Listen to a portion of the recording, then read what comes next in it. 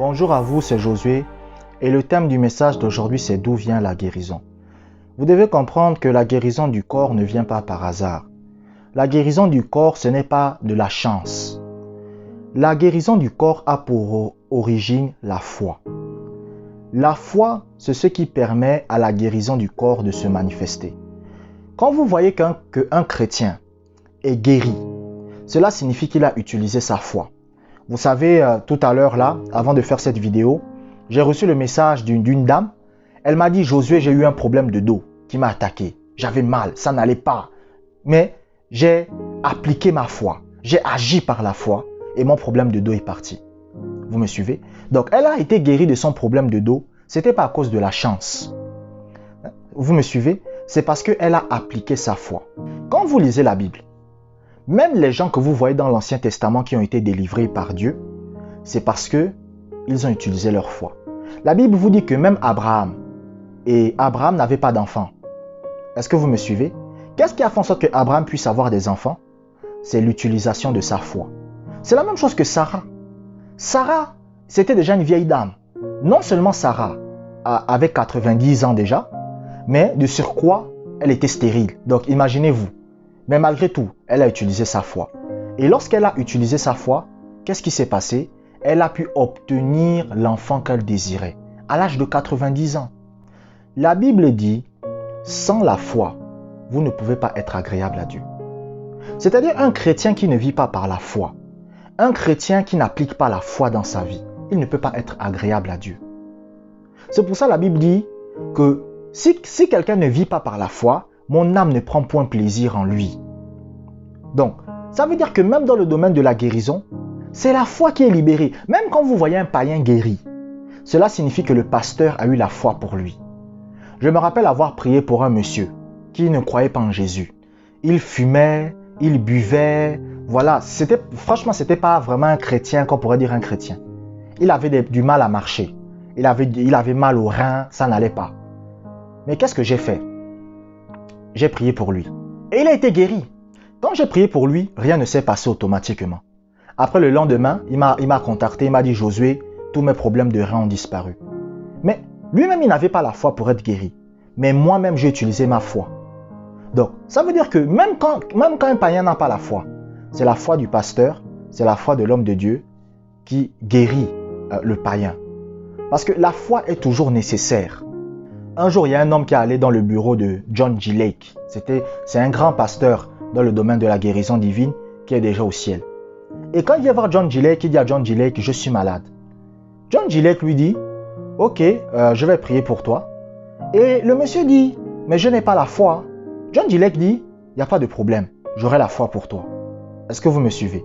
Et il a prié et la personne a été guérie. Parce que la foi est un élément indispensable. Donc, si la personne n'a pas été guérie à travers sa propre foi, c'est la foi de l'homme de Dieu qui a guéri le pasteur. Mais vous devez toujours comprendre que la guérison du corps d'un malade, ce n'est jamais un hasard, ce n'est pas de la chance. Bon, si on a de la chance, Dieu va guérir. Oh, peut-être qu'un jour Dieu va me guérir, un jour Dieu va me guérir. Non, c'est lorsque la foi est mise en œuvre. Et la foi, ça peut être la foi d'un homme de Dieu par lequel vous êtes guéri, ou ça peut être votre propre foi. La deuxième chose que vous devez comprendre, c'est que la foi, c'est une ferme assurance en la parole de Dieu. Qu'est-ce que ça veut dire? Lorsque vous avez la foi, vous avez confiance en ce que la parole de Dieu dit. Moi, par exemple, quand la Bible dit « Vous imposerez les mots aux malades et ils seront guéris », j'ai confiance que cette parole est vraie. Il y a des chrétiens qui n'ont pas confiance à la parole de Dieu. Il y a des chrétiens qui ont confiance aux médecins. C'est-à-dire, écoutez, il y a des chrétiens, ce que leurs médecins leur disent, c'est comme si c'est la parole de Dieu. Je vous dis la vérité. Il y a des chrétiens, ce que le médecin va dire, c'est comme si c'est la parole de Dieu. C'est-à-dire que quand le médecin s'assoit là, il dit, monsieur, vous allez mourir dans 1 semaine. Ça y est, la personne a déjà dit, oh, si le médecin a dit que je vais mourir, c'est que je vais mourir. En fait, vous devez croire la parole de Dieu comme la parole de votre médecin. Vous avez vu quand votre médecin vous parle, la façon dont vous croyez en lui, vous devez croire de la même façon en la parole. Vous avez vu quand votre banquier vous parle. Est-ce que vous me suivez? Quand votre banquier dit, je vais vous faire un virement dans votre compte de 200 €. Est-ce que vous remettez en doute la parole de votre banquier? Vous ne dites pas à votre banquier, tu es un menteur, tu mens. Tu vas me faire un virement. Non, tu mens, tu mens. Le banquier vous dit non. Demain, je vais te faire le virement de ton compte. Non, non, non, non, non, non, tu mens, c'est faux. Tu vas faire aucun virement. Non. Vous croyez que ce que votre banquier vous dit, c'est vrai. De la même façon, vous devez croire en la parole de Dieu. Ce que la parole de Dieu vous dit est vrai. La foi, c'est agir et se comporter selon la parole. C'est-à-dire, la foi. En fait, la foi, c'est quoi? La façon dont la Bible vous demande de vous comporter. Vous vous comportez de cette façon. Et la façon dont la Bible vous demande d'agir. Vous agissez de cette façon. La foi, c'est avoir confiance en ce que la parole de Dieu dit. Mais écoutez, il y a des gens, vous voulez écouter la voix de Dieu, vous voulez avoir des visions, mais vous n'arrivez même pas à obéir à ce que la Bible dit. Ce n'est pas pour vous vexer. Mais ce que la Bible dit simplement, vous n'arrivez pas à obéir à ça. Vous devez avoir confiance en ce que la Bible dit. Quand par exemple la Bible vous dit « pardonne », pardonnez. Quand la Bible vous dit « priez », priez. Quand la Bible vous dit « marchez dans l'amour », marchez dans l'amour.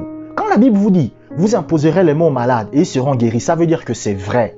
Même si vous avez imposé les mains à un malade et il n'a pas été guéri, ça veut dire que peut-être, voilà, vous n'avez pas besoin de réfléchir pourquoi ça ne s'est pas manifesté ou pas. Il peut y avoir beaucoup de raisons. Mais cette parole est vraie. Donc, vous devez avoir confiance en la parole et agir dessus. C'est ça la foi. Vous avez confiance en ce que la parole de Dieu dit et vous agissez dessus.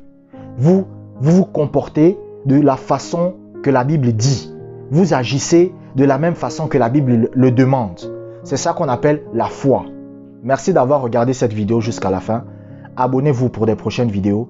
Que la grâce du Seigneur soit avec vous.